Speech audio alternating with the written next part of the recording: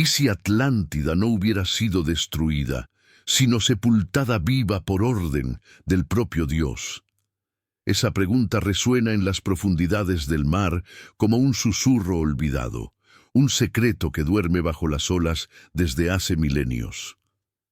La mayoría de nosotros fue enseñada a ver Atlántida como una leyenda, una historia creada por Platón, un cuento filosófico sobre orgullo y caída. Pero, ¿y si es más que eso?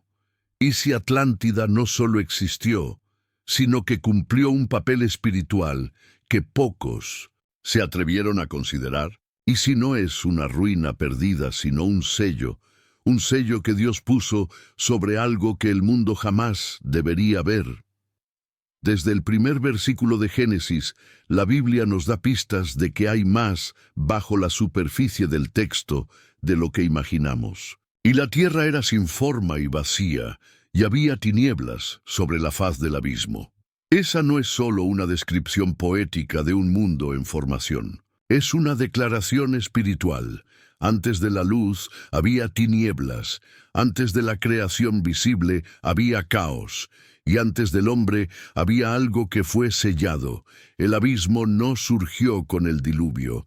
Él ya estaba ahí, esperando, observando, conteniendo. El término hebreo usado para abismo, tehom, lleva un peso casi vivo. No es un agujero físico, sino una profundidad espiritual, un espacio de retención donde lo que fue juzgado permanece en silencio. El abismo es el escondite de la ira divina, el lugar donde Dios oculta lo que no puede más caminar entre los hombres. ¿Y si ese abismo fue sellado? ¿Qué había dentro de él? Las Escrituras hablan poco, pero sugieren mucho, y es entre esas sugerencias que encontramos el eco de una creación anterior. Una civilización que existió antes de Adán, moldeada no a la imagen de Dios, sino según los caprichos de ángeles caídos. Vigilantes, seres espirituales que al recibir autoridad sobre dimensiones y materia, decidieron usar ese poder para gobernar y moldear. El resultado fue una era que Dios no solo juzgó, Él la borró. Pero Dios no destruye todo con fuego. A veces, Él esconde con agua. Atlántida pudo haber sido eso. No una civilización cualquiera, sino el trono de un gobierno rebelde, construido con sabiduría corrompida, tecnología espiritual y jerarquía angélica. Ella fue hundida no por casualidad geológica, sino por decreto espiritual. El mar, en ese escenario, no es un castigo. Es un velo, una barrera que Dios creó para separar a los vivos de los juzgados, para mantener sellado lo que podría contaminar de nuevo la creación. El océano, en su vastedad silenciosa, se convirtió en el más antiguo de los sellos, y Atlántida, dentro de él, no se volvió ruina, se volvió trono dormido. Hay relatos, en diversas culturas, de civilizaciones sumergidas, de imperios que desafiaron los cielos y fueron tragados por las aguas. Pero lo que impresiona es el patrón. Esas ciudades no son solo destruidas, ellas son hundidas. Como si el acto de sumergir fuera una forma de Dios aislar espiritualmente una realidad. ¿Y por qué eso importa? Porque si Dios escondió Atlántida, no fue por accidente, fue por misericordia. La idea de que Atlántida sea un trono espiritual, sellado, cambia completamente el modo en que vemos la historia sagrada, porque un trono siempre quiere ser ocupado. Y si el sello que la mantiene sumergida comienza a romperse, ella no volverá como ruina arqueológica, volverá como sistema, como influencia, como imperio invisible. Y nosotros ya estamos viendo las señales. El retorno de filosofías antiguas, el fascinio moderno por sabiduría atlante, cultos al mar, religiones que claman por reconexión con las aguas primordiales. Nada de eso es solo tendencia, son síntomas. El espíritu de Atlántida está resurgiendo y el mar está inquietándose. Dios nunca dejó de vigilar el abismo. Génesis dice que el Espíritu flotaba sobre las aguas. Esa imagen es poderosa. El Espíritu Santo no desciende inmediatamente. Él observa, Él sondea, Él espera el tiempo, porque antes de decir haya luz, Dios observó lo que estaba debajo de la oscuridad. Él conocía lo que había sido sellado, y solo entonces decidió comenzar de nuevo. Si esta teoría está correcta, y cada versículo nos acerca a ella, estamos viviendo en un intervalo entre dos mundos. Lo que Dios comenzó con Adán es la restauración, pero lo que fue sellado aún respira, aún observa, y, en el tiempo profético, será liberado para el último acto, el juicio final. Tú ya notaste cómo el mar ha sido protagonista en 1900. Nuestros días, tsunamis inexplicables, perturbaciones magnéticas, regiones insondables donde ninguna tecnología funciona plenamente. Tal vez esos fenómenos no sean naturales, tal vez el sello esté moviéndose. Y si Atlántida está ahí, abajo, no está durmiendo, está aguardando, porque el trono que Dios hundió aún no fue destruido, solo sellado. ¿Tú ya sentiste que algo está moviéndose bajo las aguas? Entonces suscríbete ahora en Narrativas Prohibidas, activa la campana y comparte este video con quien necesita despertar. En el próximo capítulo vamos a entrar al corazón del abismo y descubrir por qué él aún palpita. Antes del diluvio, antes de la humanidad, había un trono en el mundo, pero ese trono no era de Dios, sino de seres que intentaron robar la gloria del cielo. ¿Qué hace Dios con un trono construido por ángeles caídos? Él no destruye, Él sella. Muchos imaginan que el diluvio fue solo un castigo para la corrupción humana, pero pocos perciben que aquel mar de aguas no fue solo destrucción, fue contención. Cuando Dios decidió cubrir la tierra con aguas, Él no estaba solo limpiando, Él estaba hundiendo. Y lo que Él hundía no eran solo cuerpos, eran estructuras, entidades y un trono espiritual que había surgido contra su orden. Atlántida, bajo esa perspectiva, era ese trono, un centro de poder espiritual construido por vigilantes, los ángeles que descendieron a la tierra y tomaron para sí aquello que nunca les fue concedido. Esos seres, al corromper el mundo con conocimiento prohibido, con tecnología espiritual y alianzas híbridas, fundaron algo que iba mucho más allá de una civilización. Fundaron un gobierno alternativo al de Dios. La Biblia nos dice en Génesis 6 que los hijos de Dios vieron que las hijas de los hombres eran hermosas, y las tomaron para sí. De ese acto surgieron los Nefilim, gigantes, híbridos, héroes de renombre. Pero el texto va más allá. Él afirma que toda la tierra se llenó de violencia. Lo que era para ser gobierno celestial sobre la materia, se volvió tiranía sobre la creación. El cielo fue invadido por la arrogancia. La tierra fue sofocada por la corrupción. Pero lo que pocos consideran es dónde esos seres habitaron, dónde edificaron sus fortalezas, dónde reinaron como dioses. Y aquí entra Atlántida, no como leyenda, sino como sede. Platón describió Atlántida como una ciudad circular, con anillos concéntricos, separada por canales y repleta de metales raros. Pero ¿y si ese diseño no fuera solo arquitectónico?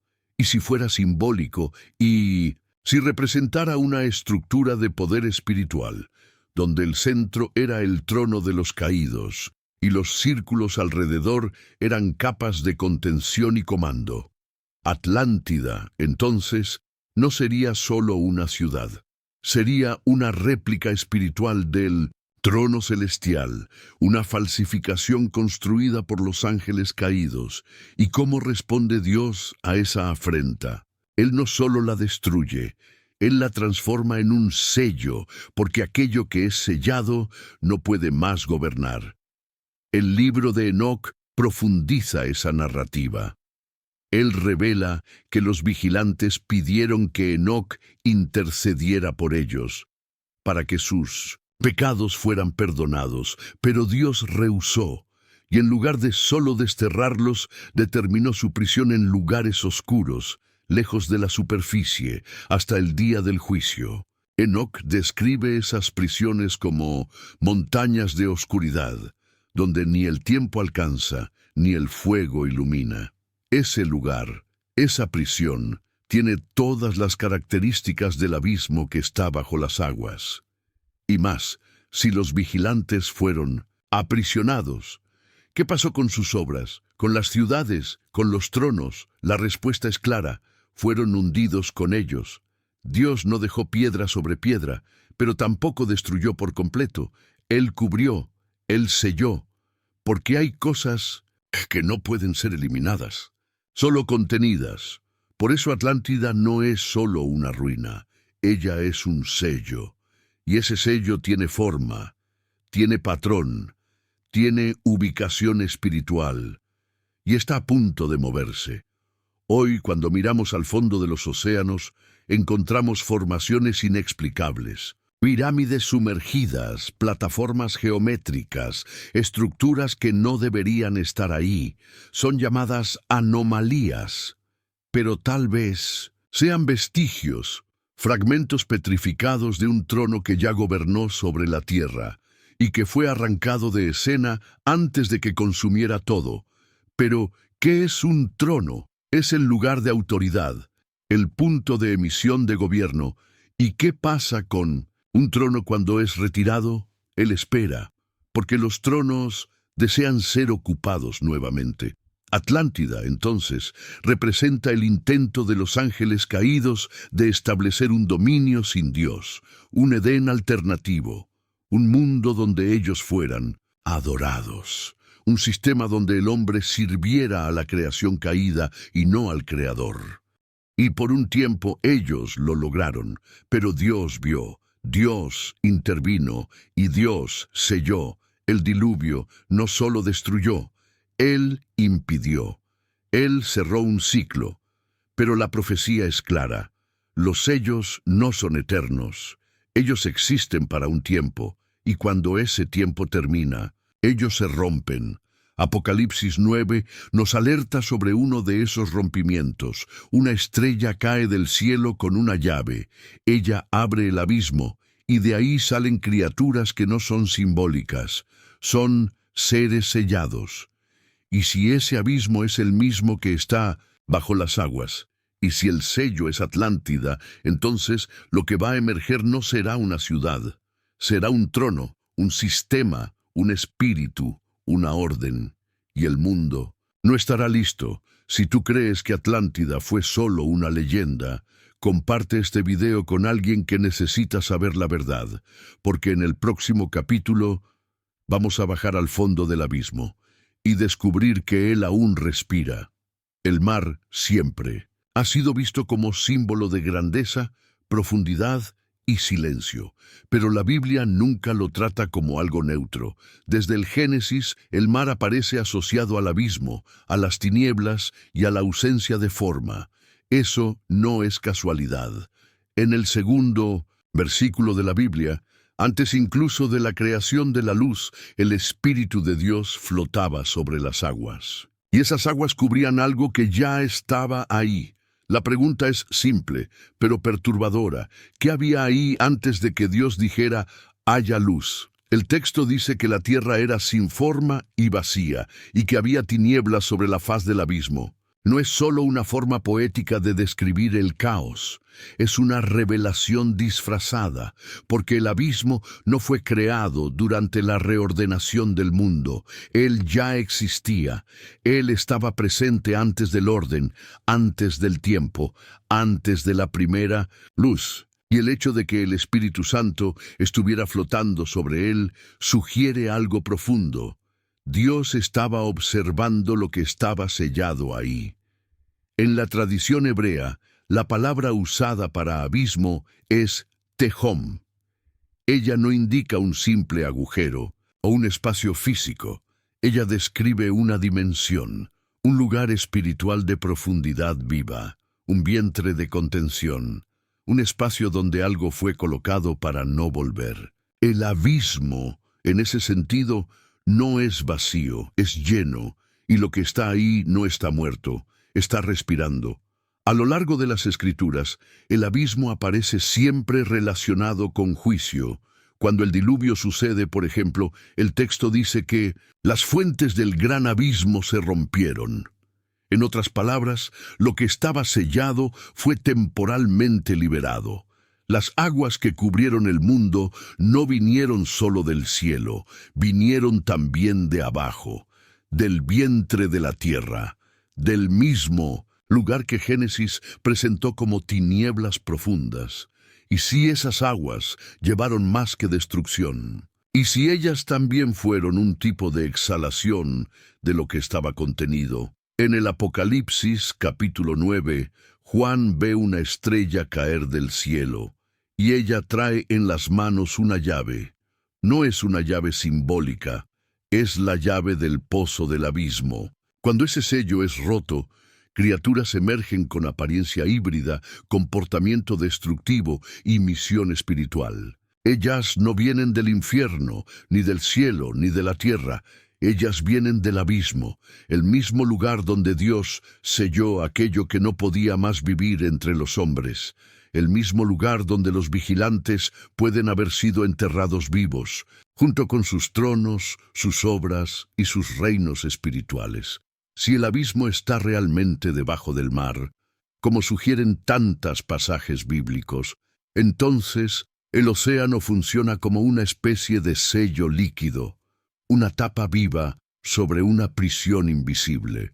Y Atlántida, dentro de ese escenario, no sería solo una ciudad perdida, sería un punto de contacto, un centro espiritual construido por los ángeles caídos para ejercer dominio en la tierra, un trono alternativo al de Dios, y por eso mismo fue hundido, no como castigo, sino como aislamiento.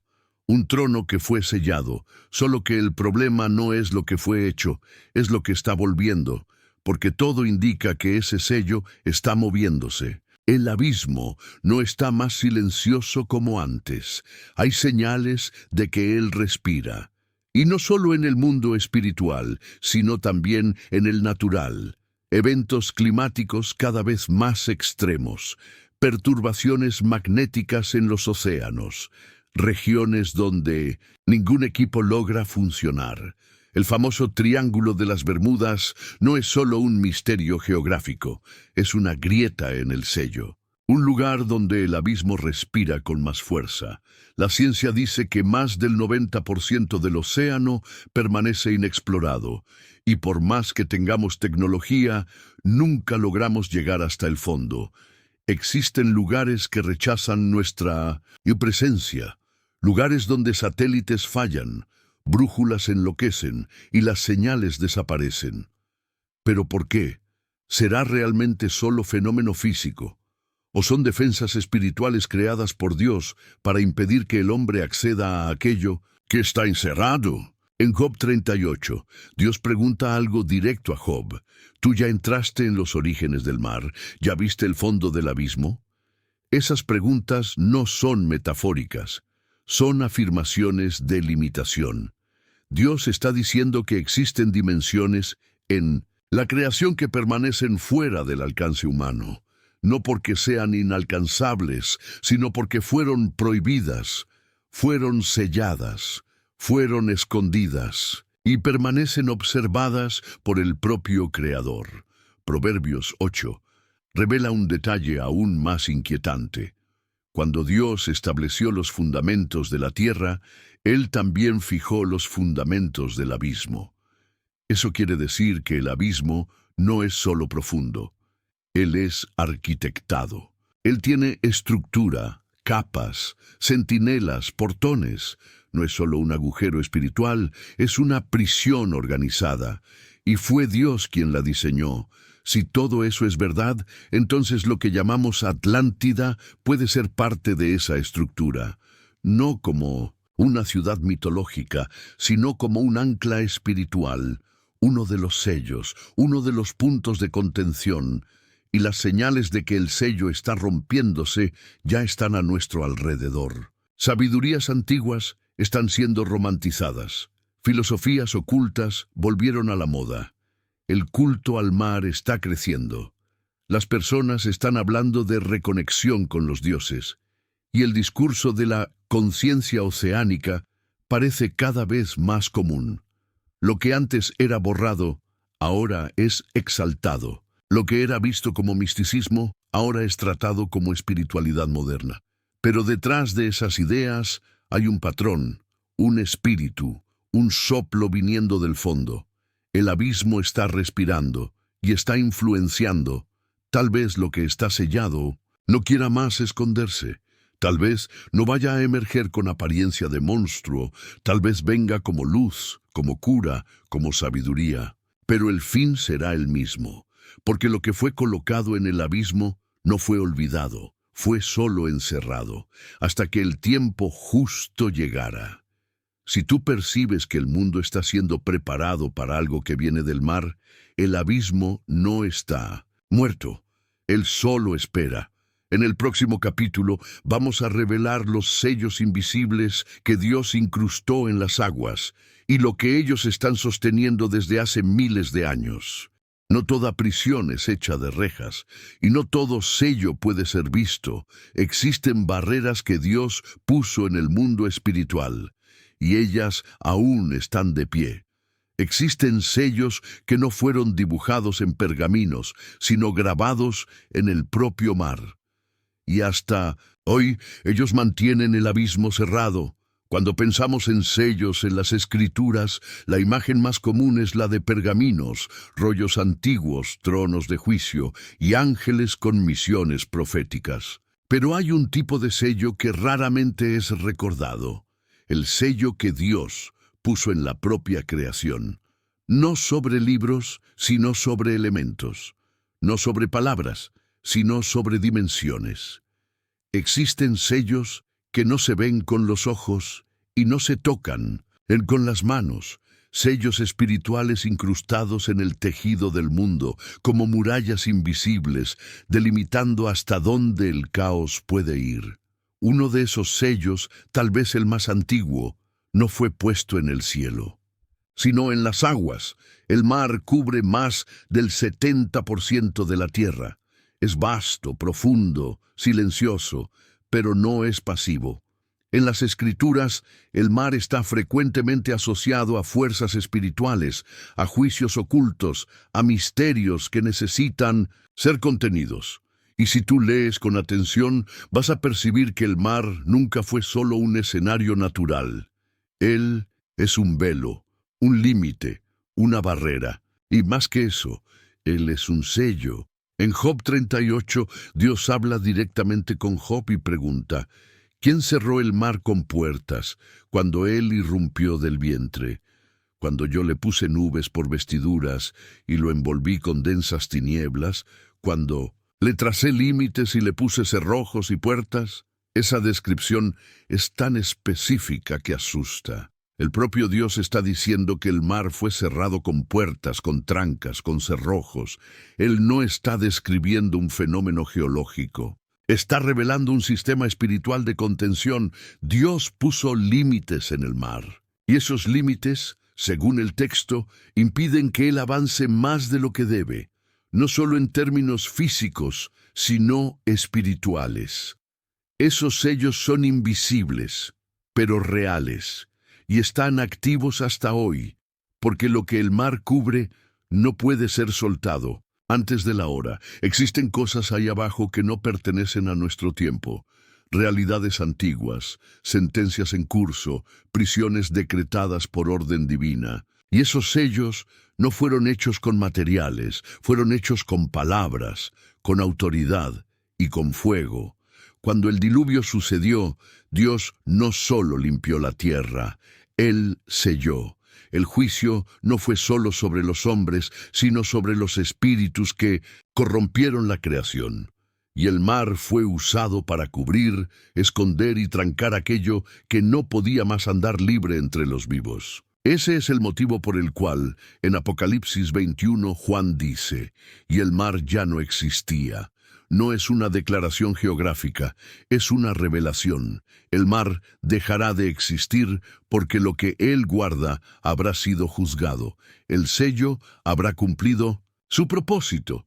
La prisión habrá sido vaciada, pero hasta ese momento los sellos están de pie, algunos en regiones específicas del océano, otros ligados a dimensiones que no accedemos. El propio libro de Enoc habla de prisiones espirituales, escondidas en lugares profundos y oscuros, donde ni el tiempo pasa y donde los vigilantes fueron amarrados con cadenas de fuego. Cadenas que no fueron hechas con hierro, sino con sentencias, y esas sentencias fueron registradas en el cielo, pero selladas en la tierra, con Atlántida. En ese contexto, no sería solo una ciudad, sería parte de la prisión, un ancla puesta en el lugar exacto donde el sello fue firmado, un punto físico que esconde una realidad espiritual. La ciudad circular descrita por Platón, con capas concéntricas y una pirámide central, puede representar mucho más que arquitectura. Puede representar una estructura espiritual de contención, un formato diseñado no solo para funcionar, sino para impedir que algo escape. Y si esa estructura fue hundida por Dios, entonces ella lleva un peso mucho mayor de lo que el mito sugiere. Atlántida no sería solo la capital de un imperio caído, sería parte de la cadena, sería la tapa, sería el lacre, y por eso mismo nunca fue encontrada, porque no está en el nivel de la arqueología, está en el nivel del espiritual, y solo será revelada cuando el sello sea abierto. No por el hombre, sino por decreto profético. Hoy la humanidad intenta acceder a lugares que Dios bloqueó. Submarinos exploran fosas profundas. Satélites investigan anomalías en el fondo del mar. Pero siempre hay una barrera, siempre hay un punto donde la tecnología falla, donde los sensores paran, donde las imágenes desaparecen. Esos puntos son tratados como misterios científicos, pero pueden ser las puertas, las que Dios trancó, las que solo se abren con llaves espirituales, y esa llave ya fue mencionada. Apocalipsis 9 habla de una estrella que cae del cielo con la llave del abismo. Cuando ella abre el pozo, lo que sale de ahí no es polvo ni agua. Son criaturas, son entidades, son ecos de una era que fue sellada, y eso confirma que los sellos no son eternos. Ellos tienen hora marcada para romperse, y cuando eso ocurra, el mar devolverá lo que escondió. Esos sellos invisibles aún están ahí, pero el mundo ya siente que ellos están aflojándose. El retorno del interés por sabidurías antiguas, la búsqueda por reconexión con los elementos, el crecimiento de religiones basadas en el mar, el aumento del culto a entidades acuáticas. Todo eso muestra que el sello espiritual está siendo presionado por fuerzas externas, como si lo que está ahí abajo estuviera influenciando la superficie, poco a poco.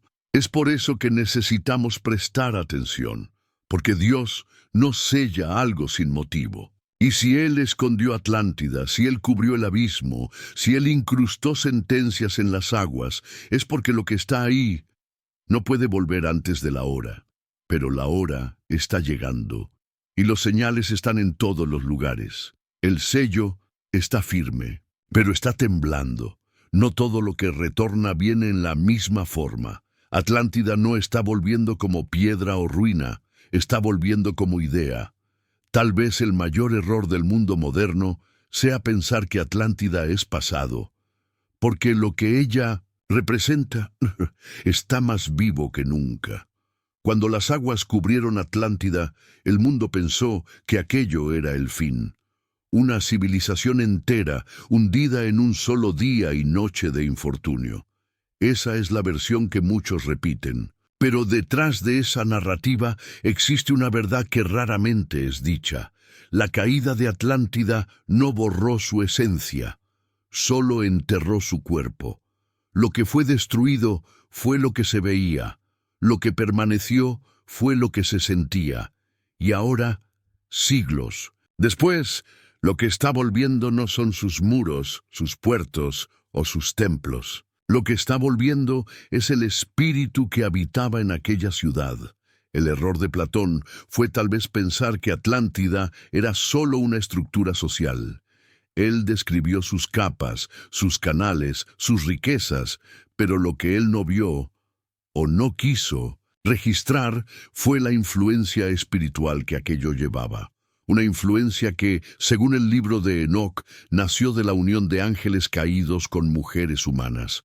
Una linaje híbrida, mezclada, poderosa, pero condenada. Y el imperio que surgió a partir de esa unión llevaba más que tecnología avanzada. Llevaba rebelión, llevaba orgullo, llevaba el intento de copiar la gloria de Dios con los recursos de la creación. Y es eso lo que está volviendo.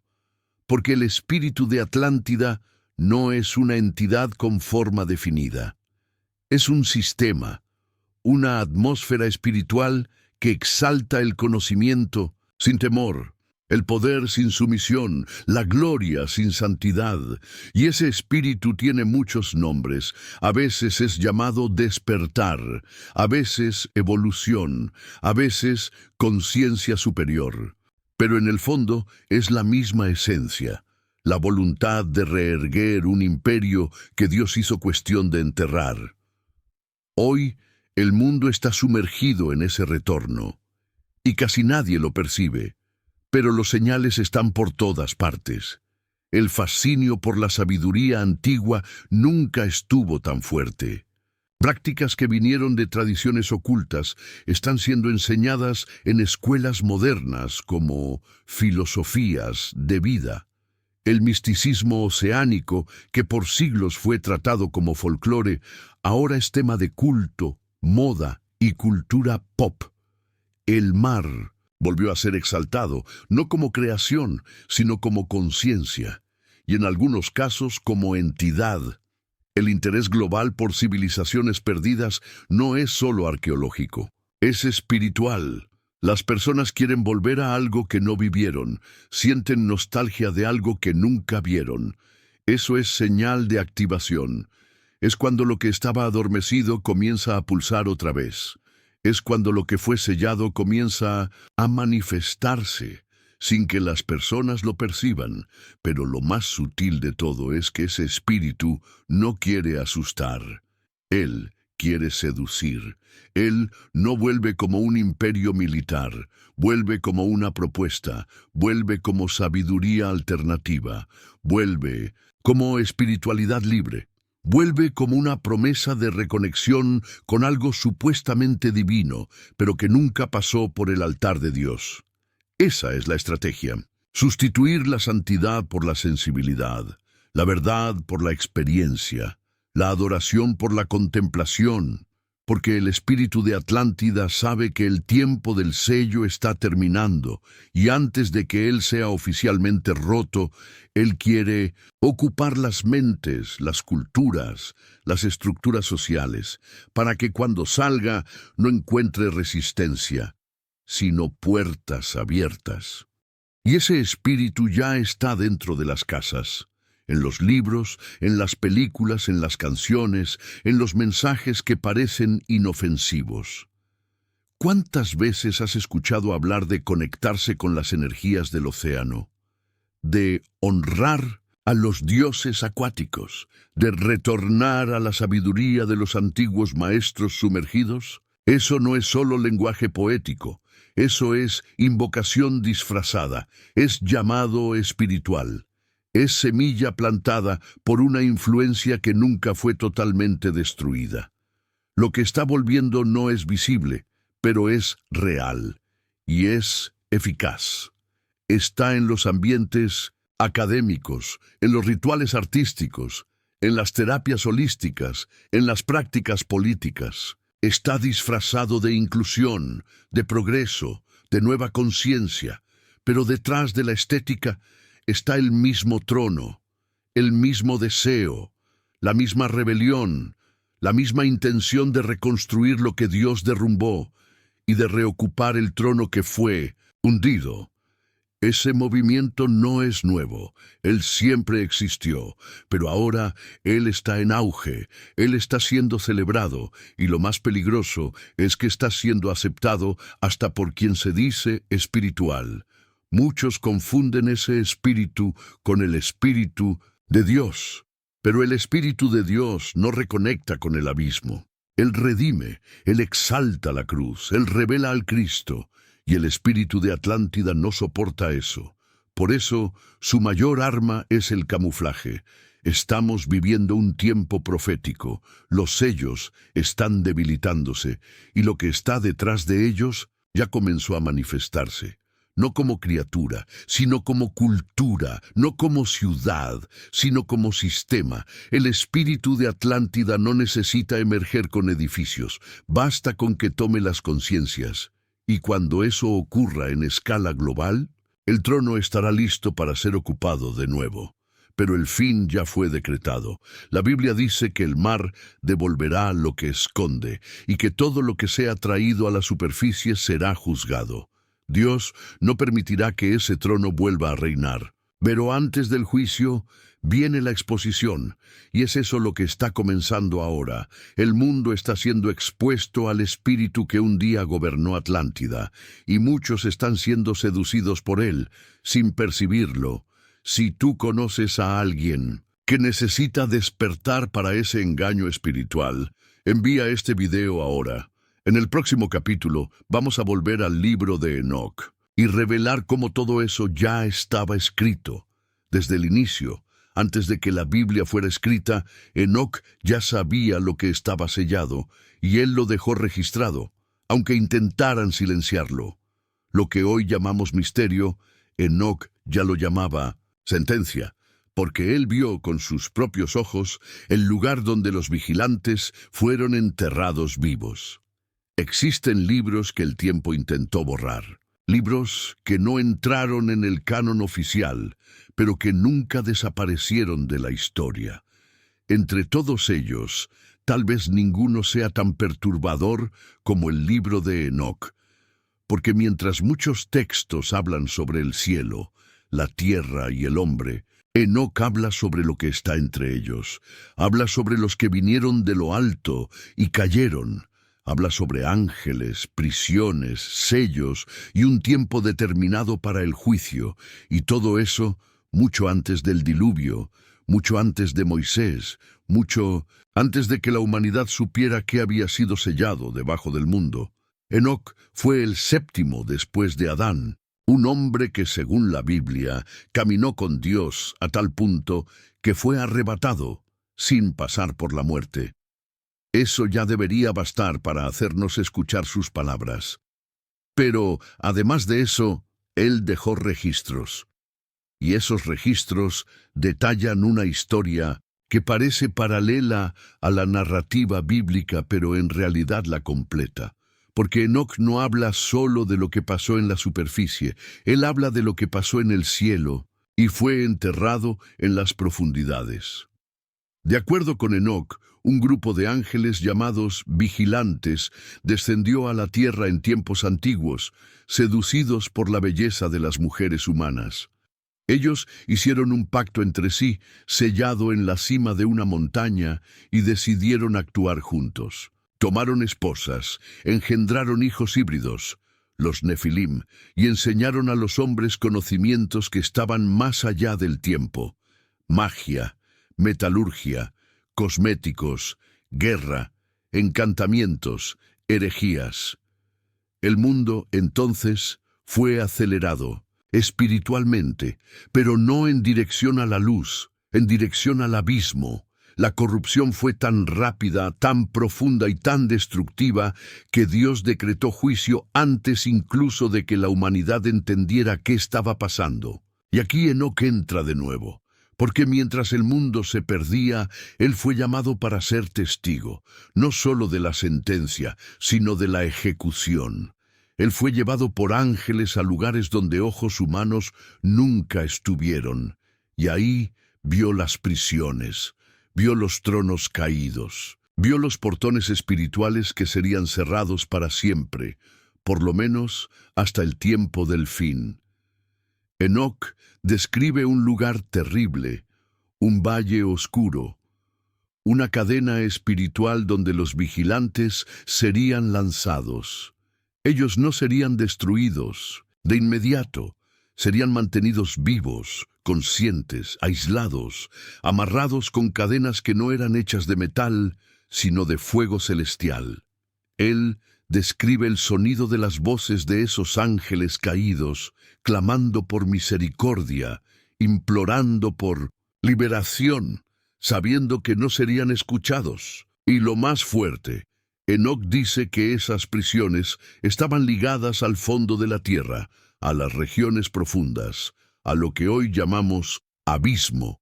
Eso conecta todo, porque si los vigilantes fueron enterrados vivos en prisiones espirituales, y si esas prisiones fueron selladas con sellos proféticos, entonces lo que llamamos Atlántida puede ser mucho más de lo que imaginamos. Puede ser el propio sello, el propio trono, la propia ancla que mantiene a los caídos donde Dios los sentenció. Atlántida no se hundió solo porque erró. Se hundió porque formaba parte de un sistema espiritual que necesitaba ser arrancado del mundo de los hombres.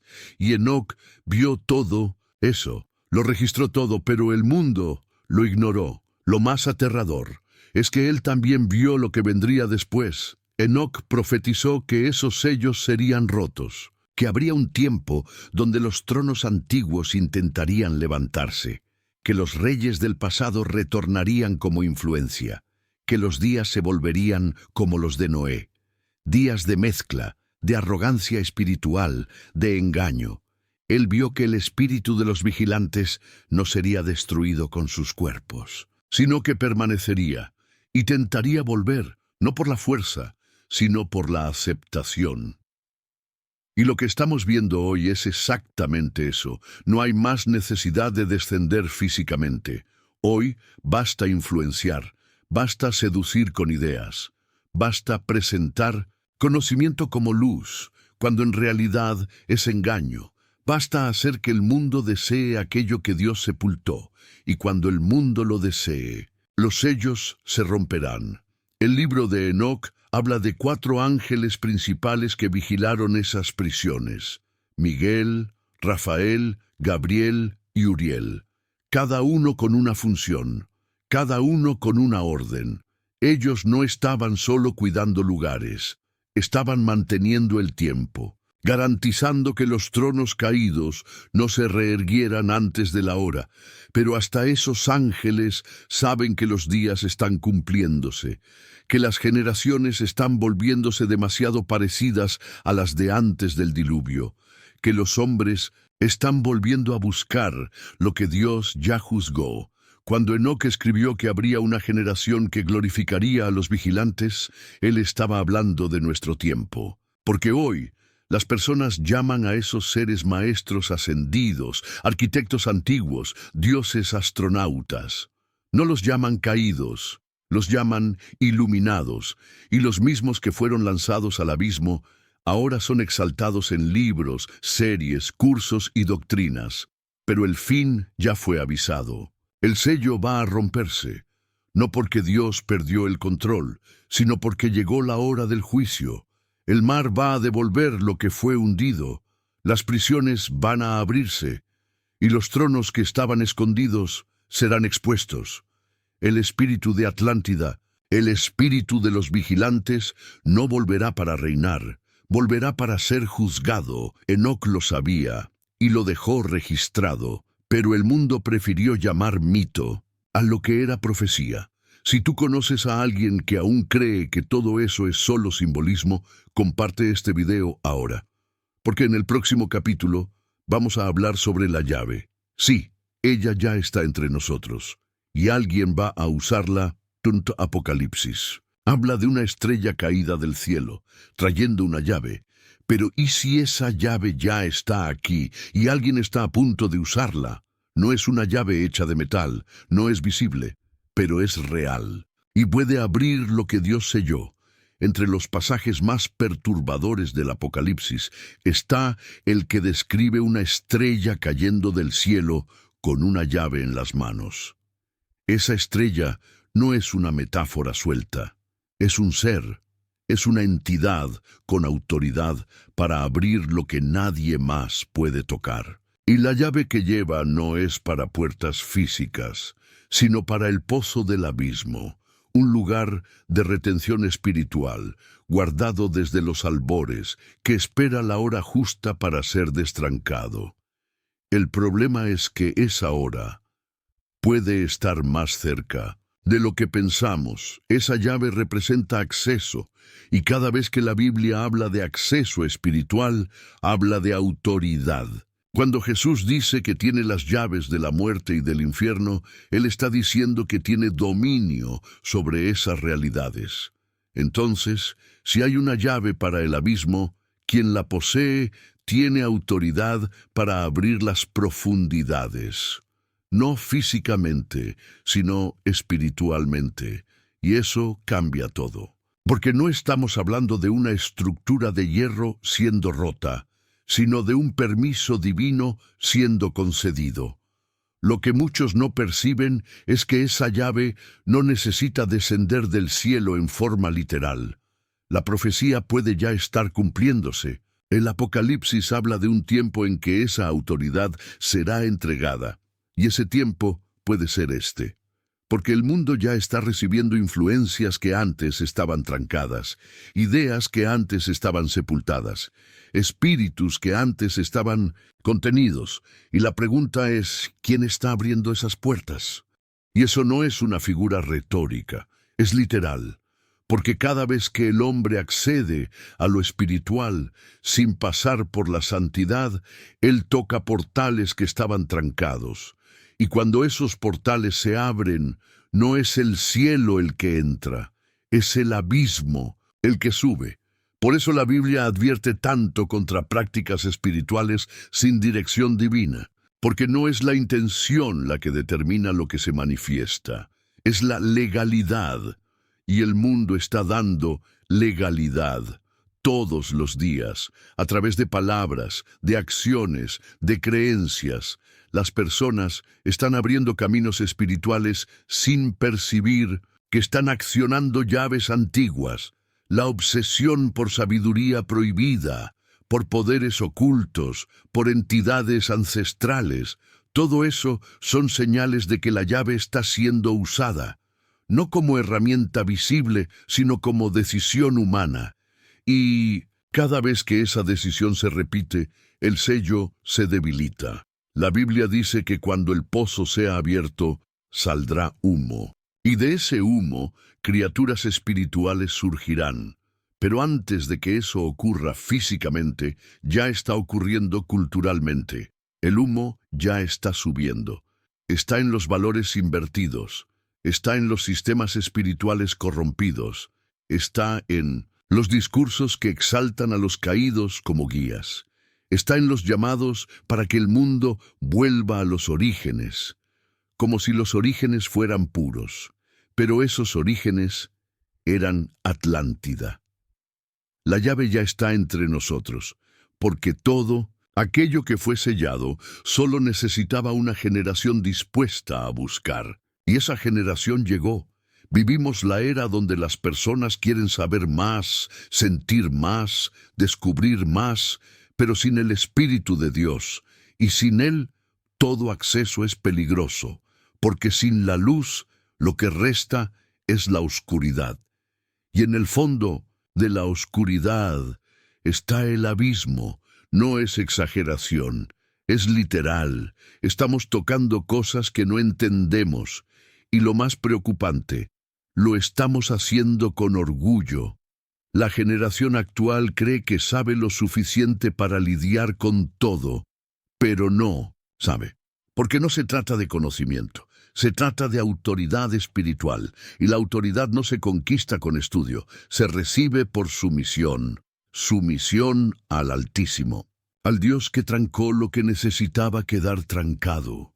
Cuando Enoc habló de los ángeles caídos siendo aprisionados, Él también dijo que ellos clamarían por liberación, que intentarían volver, pero que Dios los mantendría retenidos hasta el tiempo señalado. El problema es que ese tiempo tiene una puerta, y esa puerta tiene una llave, y esa llave ya puede estar siendo usada, tal vez no por una persona específica, tal vez por un sistema, por una generación, por un conjunto de decisiones que juntas forman un código espiritual, un código que se alinea a la rebelión antigua, que se conecta al espíritu de Atlántida, que sintoniza con el trono hundido, y cuando esa sintonía esté completa, la tapa se abrirá. Eso es lo que el Apocalipsis nos muestra, pero la preparación ya comenzó, y lo más impresionante es que todo parece normal, porque el espíritu del engaño no se manifiesta como amenaza, él se disfraza de sabiduría. Él se esconde en filosofías de autoconocimiento, en espiritualidad libre, en promesas de liberación sin cruz. Pero toda liberación sin cruz es esclavitud con apariencia de luz. La llave está aquí, y está siendo girada. El sello está temblando. El trono está siendo buscado. El espíritu de Atlántida ya encontró espacio. Y cuando el abismo se abra, no parecerá destrucción. Parecerá revolución, pero será el comienzo del fin, porque Dios no dejará que aquello que Él sepultó gobierne nuevamente, y todo lo que salga volverá, pero volverá para ser juzgado. Si tú sientes que hay algo a punto de romperse, comparte este video ahora, porque en el próximo capítulo vamos a hablar sobre qué pasa cuando el trono sumergido sea reactivado. Y lo que va a emerger no será solo simbólico, será real. El mundo está esperando por una señal, pero la señal que viene no será del cielo, vendrá del fondo del mar. Cuando el trono sumergido sea reactivado, lo que va a emerger no será solo una ciudad antigua, será un nuevo tipo de dominio. Todo lo que fue hundido por Dios continúa, ahí por una única razón. Fue sellado para no manifestarse antes de la hora. Pero todo sello tiene un tiempo, y cuando ese tiempo llega, nada más logra contener lo que está a punto de emerger.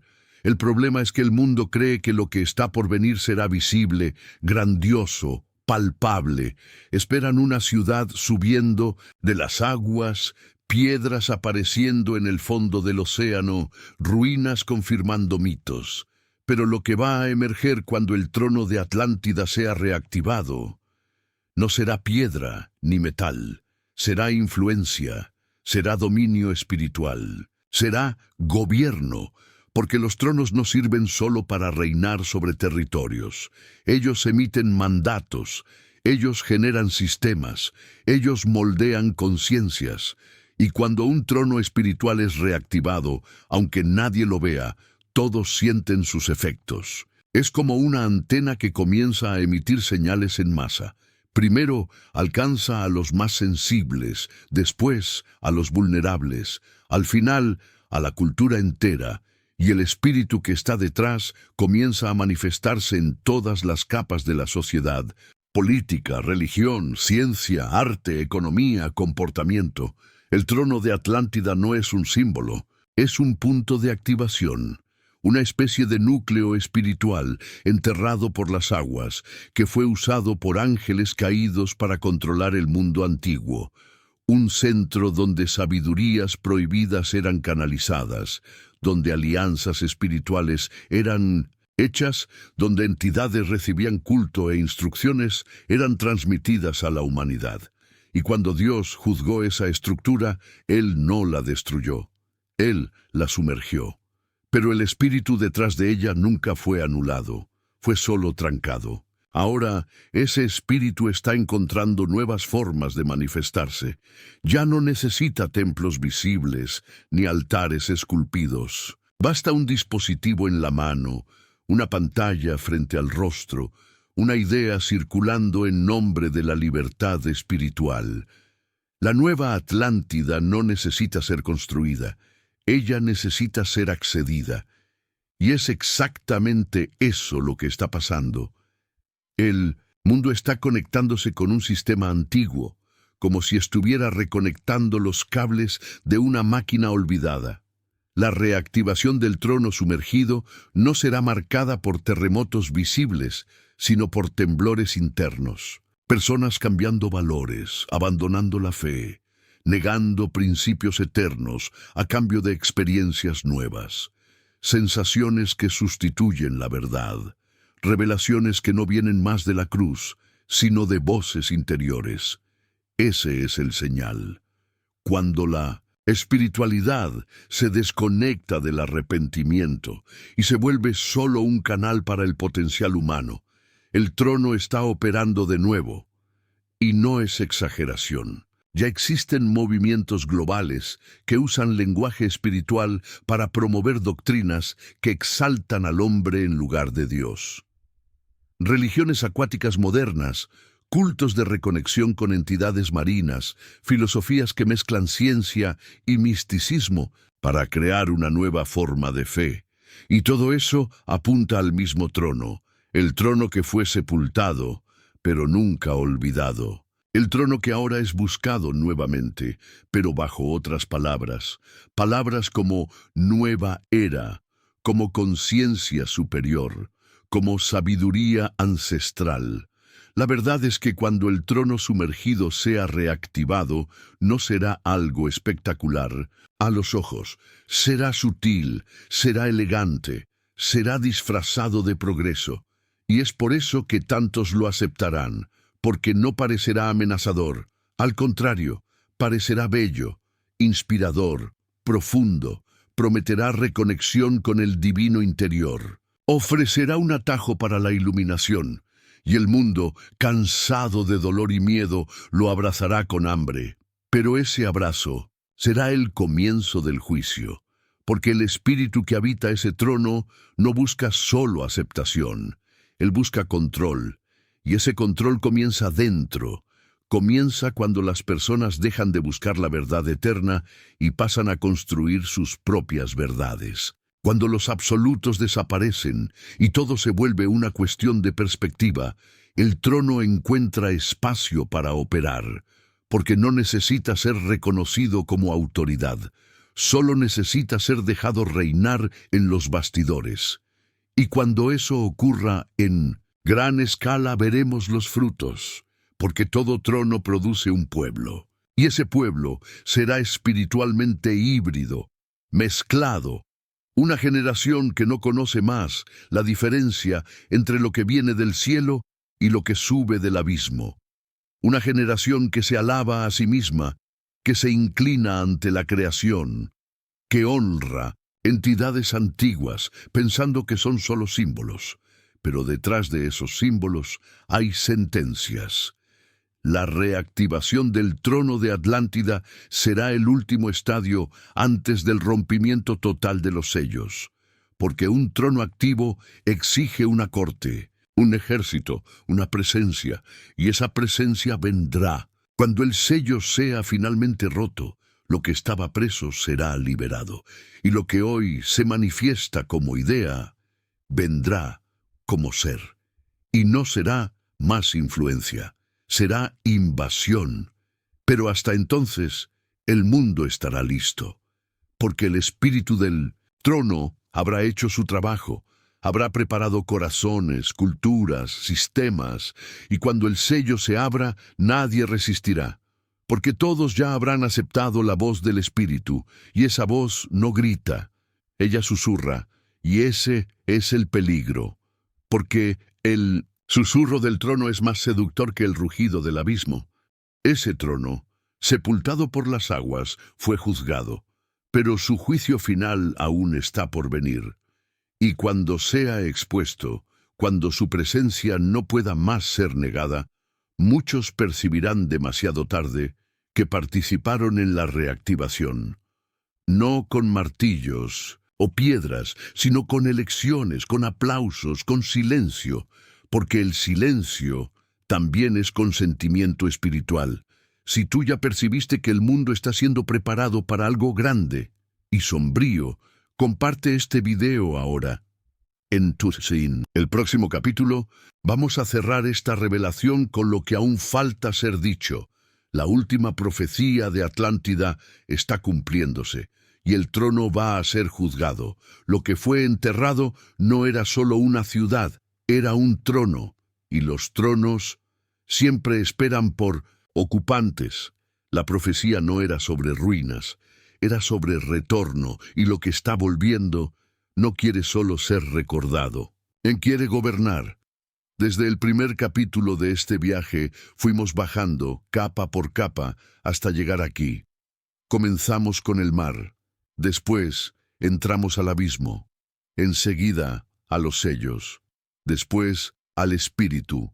Ahora estamos frente al trono. Y no de un trono simbólico, sino de un trono real. Una estructura espiritual enterrada en las profundidades, ligada a un imperio que Dios hundió, pero que nunca fue olvidado. Y ahora, con todo lo que hemos visto, con todo lo que está surgiendo, solo queda una conclusión. La última profecía de Atlántida está cumpliéndose ante nuestros ojos. Platón pudo haber escrito sobre un continente perdido, una ciudad gloriosa, tragada por las aguas. Pero lo que él no sabía, o tal vez sabía y no quiso revelar, es que Atlántida no era solo un territorio, era un portal, un trono espiritual conectado al mundo de los ángeles caídos, un intento de imitar la gloria de Dios con sabiduría corrompida.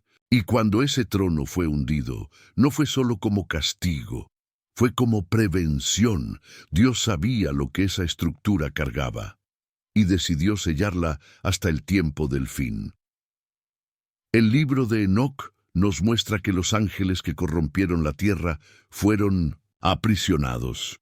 Pero también nos alerta, ellos serían liberados. Apocalipsis confirma que un día el sello será abierto. Y en ese día, lo que está sellado en las profundidades será soltado. No como mitología, sino como realidad. El espíritu de Atlántida ya volvió.